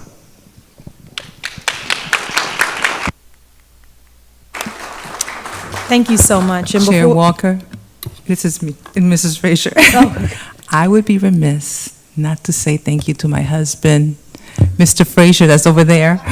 Mr. Frazier, thank you so much for all the times that you were there for me, passing out ballots, doing everything with me, knocking on doors, encouraging me, telling me that this is worth it, that you can do it, that this is for the children, and for never giving up on me. Gracias, te amo. Thank you so much. And so before we continue, we don't have too much more on our agenda, but we do have some additional business to take care of. Student Board Member Jamal wanted to speak. Good evening. I didn't get the chance to make a video just because of life stuff this week. Being a student kind of hard, I ain't gonna lie. But just to I have to state for the record, of course, Maddie, sorry, board member LaSalle Frazier. It's been great working with you on the Academic Achievement Committee. It's just been awesome. You've always been, I just always felt the love every time we talk. So I just wanted to make sure that I said, I thank you. Your district, they're great. They always tell me about you. They always say that they love you. They're sad to see you go. So from the students of District 8, I speak on behalf of them. They want to say that they miss you and they can't wait to see what you do next. Dr. Miller, Oh, your district, they DM'd me. They were mad. I ain't gonna lie. They were upset. They couldn't believe they were losing you as their district representative. Especially Bowie High School. I'm very close with them, so of course the group chat was going crazy that day. And I can always say East Africa on top first of all, and I told my mom to come actually so she can meet you, but she couldn't make it today. But we're gonna set that up. But I loved the fact that you care so much and about our community, making sure that you're always asking all the questions that you need to ask, and making sure that as long as it's for the students that it's worth it. And I always love that about you. So I can't wait to see also what you do next. Kenny. I met Kenny before I was a board member, so I think it was like a little bit before, like when I was running. Of course, just he gave me a couple tips on the way, and then I could definitely say that Kenny mentored me to be a board member at my best ability, because July 1st is like just straight to work. Like there's really no time to like really understand everything that's going on. So having Kenny there, just being able to call him whenever, even when he was on the road going places, he still answered the phone. I already sent you a little message, but of course I appreciate you. The SMOBs from the past 4 years, we all texted me. They want me to tell you that they appreciate you. Thank you for the guidance that you gave them and then gave me. And of course, we're gonna stay in touch. Of course, with all of you, we're gonna stay in touch. I hope you guys, still show up to the SMOB Advisory Council events, and we said they let you. Oh, of course. You guys always got an invite. And I just wanted to, make brief remarks, and thank you so much. Thank you, Student Board Member Jongo. Thank you so much. As we move forward, the chair recognizes Superintendent House to introduce agenda items 15.1 through 15.3 under the consent agenda for board approval. And I do sincerely apologize for this piece right here before you get started. We will do family pictures after the meeting. Just wanted to let the families know. Thank you. Thank you, Madam Chair and board members. As Board Chair indicated, items 15.1 through 15.3 do require board approval. Proclamations commemorating Computer Science Education Week on December 19th. December 19th, 2024, Restorative Justice Week on November 18th through the 22nd, 2024, and approval of the education specifications for the Riverdale Elementary School Center, Childhood Center. Thank you so much. Board members, would you like to pull any of the items for discussion under general orders? As a reminder, pulling an item does not denote a no. It indicates a desire to discuss further. And these would be 15.1 through 15.3. Given that there are no objections or moves, the consent agenda items 15.1 through 15.3 are adopted. Thank you so much.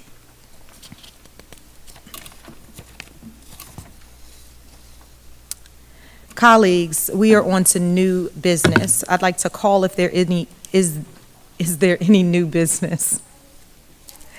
I do have one thing. In hearing no others, in the October 2024 public meeting, the board voted to send a letter to legislators for the urgent modernization of our schools. Dollars for our scholars.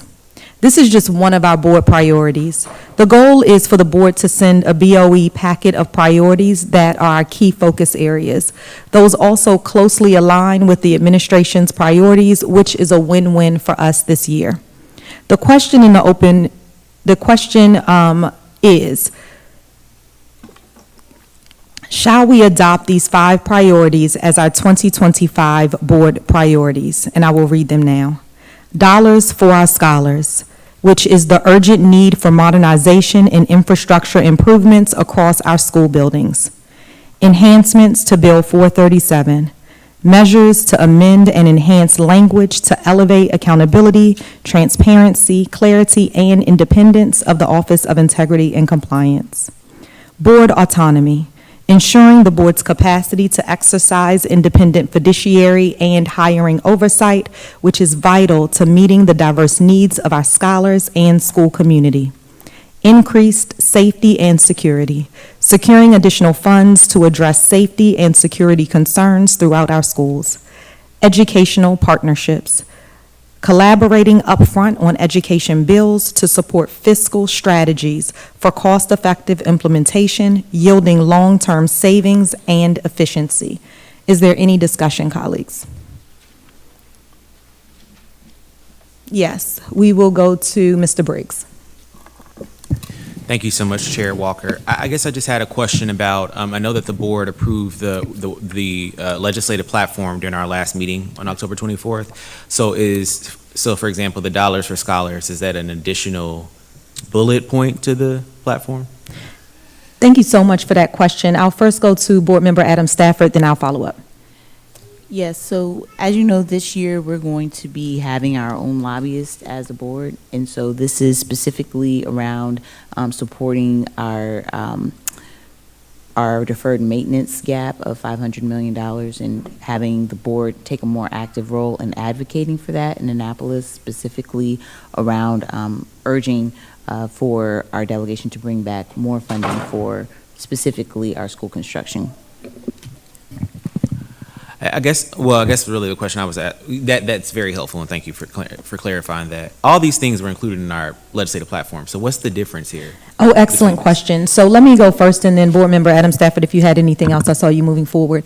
You know, we voted in our last budget cycle to have a lobbyist. And what's imperative for us is to drill down what we want this lobbyist to go out and advocate on our behalf.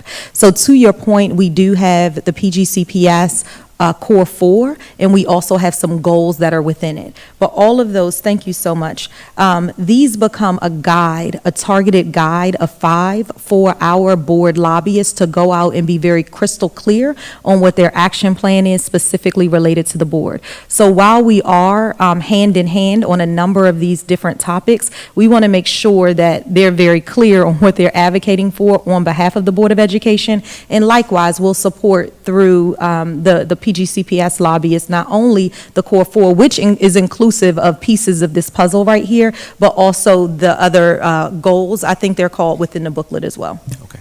My last question is, so for this enhancement of Bill 437, there were some pieces of language in there that I know we discussed. I'm just trying to understand, when we are agreeing to this, are we agreeing to all of the language in the bill proposal? Yes, and so board members, and you also have a copy of this. So we have included those aspects inside. And so this particular aspect that you were particularly concerned about, if you look in your booklet there and online in our shared drive, you'll see that that has been modified as well. And I think that was the only sticking point from your perspective. So yes, the feedback has been incorporated, and that is what is being submitted. You can take a look at that and come back for a second round. Board Member Adam Stafford, did you have anything additional? Okay, thank you. I'm going to go to Board Member Zipporah Miller. Thank you so much.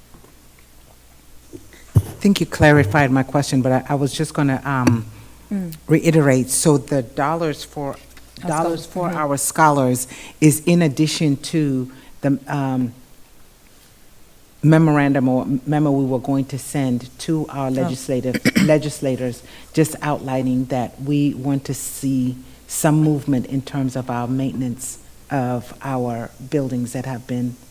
Yes. So it's not even in conjunction with, it is the letter. So the letter that everyone has not only voted to send, but also gave input to, is the letter that will be sent, that is called Dollars for Our Scholars. And so the feedback that our board has given, you can go in, you have the packet in front of you, and so if there's anything specific inside of language that a board member wanted to specifically talk about before this vote, we could do that, but this is the legislative letter. Thank you. We will go to Board Member Briggs. Okay, thank you. Yeah, I want to clarify. So for the proposed changes to HB 437, I still don't agree with the last sentence 4 that states the annual report shall demonstrate that the efforts and activities of the office have saved the taxpayers 4 times the amount of the annual budget of the office in the event of the office fails to meet this annual savings, the office shall be abolished in the next fiscal year. Thank you so much. So I can clarify what that is. What that is that this budgeted line item, what the public might not know, and I don't know if all board members know, is that it's a $1.4 million line item for this particular office. And what we know that we need from the public's perspective is to ensure that as we give out dollars that we're asking for in other areas, that we also see an ROI on this. And so what this does in conjunction with the transparency, the accountability, and the overall clarity of where roles and responsibilities lay, and just to really move some,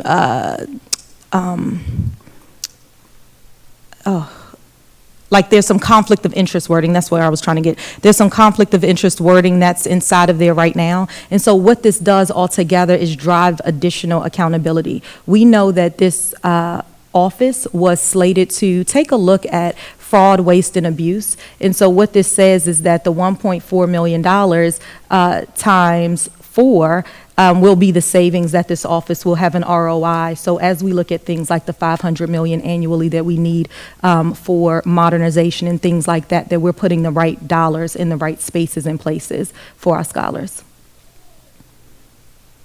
Okay, so my last piece is just because I believe when I read it initially, this amended or revised bill, there was something put in there about this being under the county's budget. Yeah, so there is language around, and if you know offhand, feel free to jump in, Mr. Let me see, hold on. There is, and I'm sure it's in there because we have the, 1 second. The idea is to move it from the Board of Education paying for it. Right. Yes, but let me find specifically where it is to help answer the question. Okay, but you're confirming that language is in this bill proposal? Yes. Okay, so then if we're already adding that, we would. 1 second, is Okay. it, do you know offhand, is it to move it from us paying inside of this specific one? I know that there's talk about that happening, but. So the language. No, please continue. So the proposed language that you're talking about specifically was language that's there addressing that the office is still under the auspices of the Board of Education. Mm-hmm.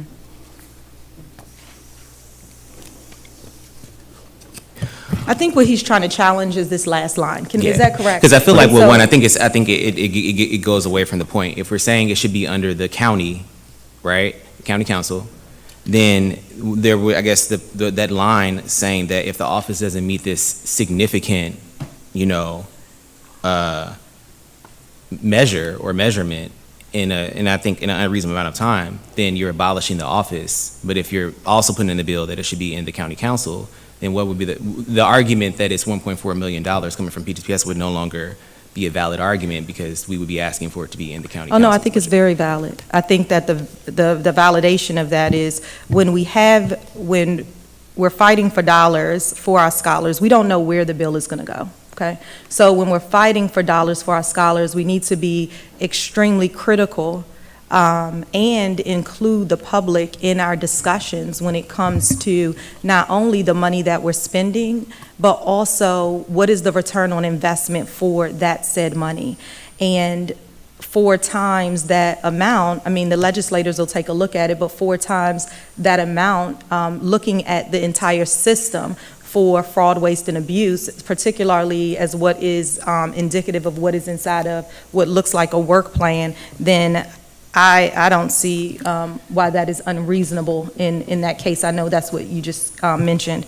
But if we could find the exact language, I'll go through here. We each have this, but can you find the exact language where it says about where the recommendation is for payment, please? Can I just say my last piece? Let's move forward. We'll come back to you if great. that's okay. I just want to make sure we get everyone, and then we'll make sure we come back on that piece right there. And it's interesting about the discussion. Okay. Dr. Miller, thank you. And then we'll move to Board Member Adam Stafford. Thank you so much. Thank you, Madam Chair. I'm going to that memo, the draft memo. And I wanted to just point out that when we had our discussion, and I know all of us were in agreement that our students cannot be in the buildings the way they were, so that was clear. In terms of the memo, part of what I would like to recommend is we are making the strong statement regarding where our buildings are. We're making the strong statements that we want to ensure that our student, staff, and anybody who is working in those buildings need to be in safe buildings that support their well-being and also are environments where students can learn. However, as we add the recommendations on how to bring in, how to create the funding sources, what I would like to recommend is that we leave that out and sit and work with the legislators. And I just want to explain my context around that. Many times we see ourselves kind of getting into the weeds, or what I'm going to say is our lane. And I'm going to use the example of being an educator. Sometimes as I sit here and we're supposed to govern with policy, I have to hold back on getting into the weeds of what the superintendent and his team should be doing. So with this case, we are asking for funding. We are saying this is what we want to direct the funding to. We're saying that we cannot wait. It needs to happen now. However, we are also saying that we are willing to sit at the table with them to think about and be thought partners. So I would recommend that we have some ideas we can bring to the table, but that not be a part of the memo as we go to the table, so we go with an open mind. Thank you so much. Board Member Adam Stafford. Thank you. And to that point, those recommendations were added in because, quite frankly, we are the educational experts, and at some point, I think that it's important for us to share best practices that are happening nationally, specifically around school construction, to share with folks that this may not be their background, just to show what is possible, what are some innovative ideas, because we really are at a critical point here that we just cannot continue, and we just, we can't keep kicking the can down the road. And so that's why that language is a little bit stronger there. But to your point, I do think that we could come to a middle ground here. And so I actually wanted to move that we table this item so we could come back together as a team and find language that everyone can agree with on all points. Thank you so much. Can I follow up with that? It wasn't about adding best practices in schools construction. I think the part that I was talking about is us thinking of ways to generate revenue. And so we should come to the table to talk about that. And so the schools construction would be our part, but the generating revenue really sits with our legislators and county council. Thank you so much. So, colleagues, given this discussion and the opportunity everyone has had to weigh in prior to this discussion, we will table this discussion, but please recognize that we do postpone, thank you. We do have a lobbyist that needs direction. The goal of this, as talked inside of our executive board meeting, is to ensure that we are aligned to the 5 priorities and that we could get our BOE packet out to ensure that not only are we a single voice, but that we are very aligned, which we are, with our PGCPS administration. We do have our priorities that are already out. We've had legislative day, so the PGCPS priorities are out. We do need board priorities. Let me just say that everyone does have access to this, and so as an action coming out to this, I employ every board member again to go and make their modifications on the shared drive that we each have access to, and I will give that forward. Regarding the enhancements for Bill 437 specifically, as I've shared with board members, that as the District 9 board member, this has been submitted to the delegation, and that will move forward. As is in the delegation. We will come back to determine if we can and do align on what we have talked about in order to make this happen. Thank you so much. Do we vote to postpone? Yes. Without objection. Our next meeting, just really quickly before we do this, I want board members to think that December 2nd is our annual meeting, and we will be installing new officers. Our next meeting is December 5th, and so we can vote to postpone this discussion until December 5th, which marches up against our holiday and our legislative session, okay? So board members, we will take the vote. If you could call the roll, please. Was there any discussion? Yeah, but I do have an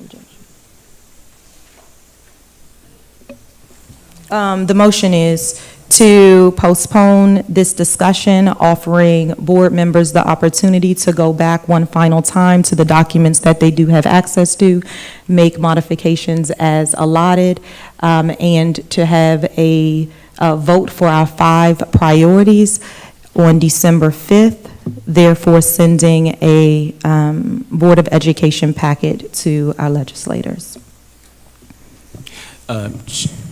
Chair Walker, I did have a comment. Sorry about that. I just have to say it. But so I would just really like, as we're postponing this, that we have some justification. I mean, I just think, language of 400% or 4 times something, for me feels like it's arbitrary. It's an arbitrary number or figure. So if there's just some justification for that, not necessarily saying I'm gonna agree with it, but it would be nice to know where that came from. Like, did it just get put out of the sky, or does someone have a reason for why they said that specific amount and number? I'll provide it to board members. Thank you so much for that question. Is there anything additional that board members need in order to take a look at these 5 priorities that have been afforded the board? Dr. Zipporah Miller. Just a quick question, because knowing the urgency of this, we were given an opportunity to go through and actually revise. So we're postponing again to go and revise it again. I'm just asking the question. You will have your opportunity to vote, because board members have had multiple opportunities, at least 4, in order to look at this. Let's take the roll and let's continue with our business. We want to make sure we can get to all of the items that are necessary for our board business. Thank you for the roll. Also, as a note, this postponement also means we have a new board. This postponement means discussing this with the new board. This postponement also means probably a postponement to our lobbyist. Thank you. Was there any other discussion before we move forward? Thank you so much. You can take the roll. Mrs. Adams Stafford? Aye. Mr. Briggs? Aye. Mrs. Frazier? No. Dr. Harris? No. Mr. Jackson? Aye. Mr. Junko? Aye. Dr. Miller? Due to the urgency, I say no. Ms. Walker? No. 5 in the affirmative. Sorry. She's right. 3 in the negative. Motion fails. Oh, no, there was 4 in the negative, 5. Oh, no, sorry. You were right. Sorry. Can you repeat the number that you have? 5 in the affirmative, 3 in the negative. Thank you so much. Is this another light? Dr. Miller, did you have additional something to say? Oh, thank you so much. Oh, no worries. All right, thank you so much, colleagues. We will move forward with the postponement for December 5th. Yes, a motion failed. Oh, the motion did fail, so we will not move forward for postponement, and we will take a vote. Thank you so much. If you can call the vote for moving forward, I will call that, because I actually had that one.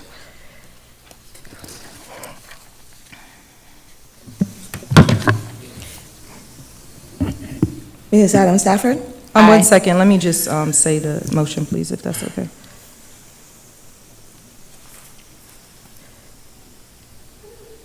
The question is, shall we adopt the 5 priorities as our 2025 board priorities? Dollars for our scholars, enhancement to Bill 437, board autonomy, increased safety and security, and educational partnerships as read. Thank you for calling the roll. Mrs. Adams Stafford? Aye. Mr. Briggs? No. Mrs. Frazier? Aye. Dr. Harris? Aye. Mr. Jackson? Aye. Mr. Junko? Aye. Dr. Miller? I say aye with the considered modifications. Ms. Walker? Aye. 7 in the affirmative. Thank you so much. We will move forward with the considered modifications. Thank you, colleagues. There is another. The question is, shall we send our 5 priorities as the five 2025 board priorities to our legislators as outlined in the letters that we have in the BOE packet? Thank you for calling the roll. Ms. Adam Stafford? Aye. Mr. Briggs? No. Mrs. Frazier? Aye. Dr. Harris? Aye. Mr. Jackson? No. Mr. Jungo? Aye. Dr. Miller? Aye. Ms. Walker? Aye. 6 in the affirmative. Thank you so much, colleagues. We will send this as the BOE packet on behalf of our Board of Education. Thank you for the discussion, colleagues. Before adjourning, this is the Thanksgiving season. Wanted to just say thank you to all of the colleagues that are sitting around the table. Sometimes we have hard decisions, but we leave with a consensus on where we are moving forward with our scholars for our best interest in mind. Thank you for our public who's here and those who are viewing online and who will review the replay. We appreciate each of you all, and we look forward for our next season. There being no further business, the time is now 9:08 p.m. and the November 14th, 2024 Prince George's County Board of Education meeting is adjourned. Another thank you and best wishes to Vice Chair Dr. Kenneth Harris, the second of District 7, Dr. Zipporah Miller of District 5, and Mrs. Madeline Lasai Frazier of District 8. For those of you who have joined in person, again, thank you. And for our families, we'll be taking pictures. Board members, if you can just wait a second for us to just take pictures with the families, that would be amazing. Thanks so much. You're adjourned.